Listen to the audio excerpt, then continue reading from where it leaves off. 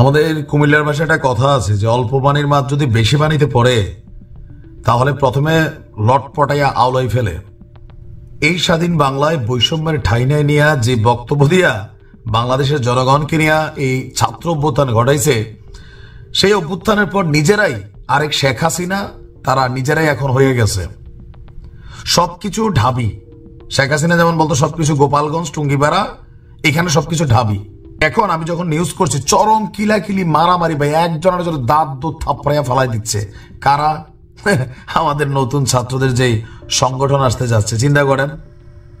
ওই যে একটু আগে রাফির একটা ভিডিও আপনাদেরকে শেয়ার করছিলাম যে রাফি বলছিল যে সবকিছু ঢাবি ভিত্তিক হওয়া যাবে না, কিন্তু কোথাও না কোথাও নাহিদ সার্জিস এই পোলাপাইনগুলা নিজেরা বন্ধু বান্ধব সার্কেলের ছোট ভাই ব্রাদার ছাড়া প্রাইভেট বেসরকারি যে বিশ্ববিদ্যালয় আছে এদেরকে পাত্তাই দিচ্ছে না। কেন?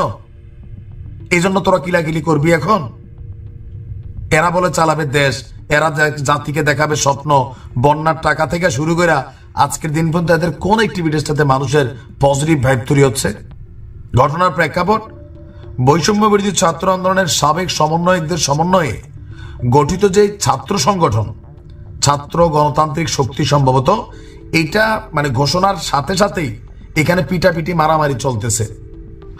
বিকাল ৩টায় সংগঠনের নাম এবং কমিটির কথার ঘোষণা থাকলেও আমি যখন নিউজটি করছি এই পর্যন্ত এটা পুরাপুরি হয় নাই। কেননা ৪টার দিকে বেসরকারি বিশ্ববিদ্যালয়ের কিছু শিক্ষার্থী সেখানে এসে তারা বলে যে ঢাবি বিশ্ববিদ্যালয় কেন্দ্রিক যে কমিটিটা তৈরি হচ্ছে এইটা তারা মেনে নেবেন না।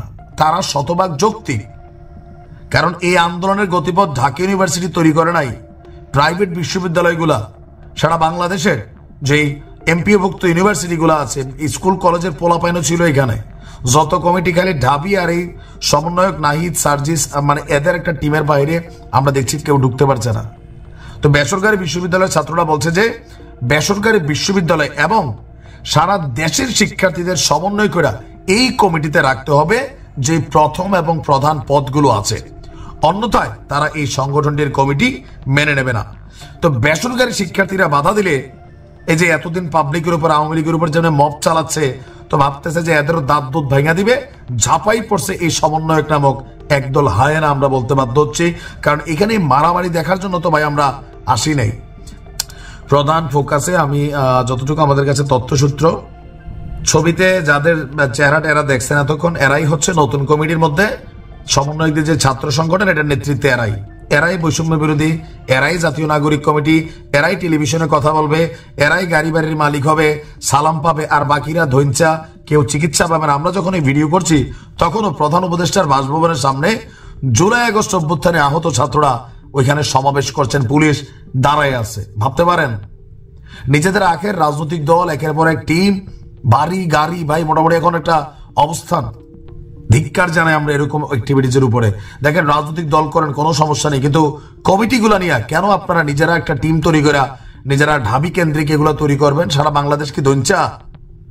বেসরকারি বিশ্ববিদ্যালয় যদি রাস্তায় না নামতো তাহলে আপনাদের পরিণতিটা কি হতো? এখন নিজেরা ক্ষমতায় বসার পরে উপদেষ্টাও তারা, যত পদবি আছে তারা, এরপরে এদের ভাই ব্রাদার কাছের লোক, এগুলা আসলে আমরা দেখেন যৌক্তিক সমালোচনা করতে হবে। এখানে কাদের অবস্থান আছে, কারকে আপনারা জায়গা দিচ্ছেন? রাজনৈতিক দলগুলোর কাউকে ডাকছেন এখানে? এটা ইটস নট ফেয়ার। আপনারা নিজেরাই এখন বৈষম্য তৈরি করছেন। খালি কেমনে প্রধানমন্ত্রী হবেন, কেমনে কেউ মন্ত্রী হবেন, আরাম পেয়ে গেছেন।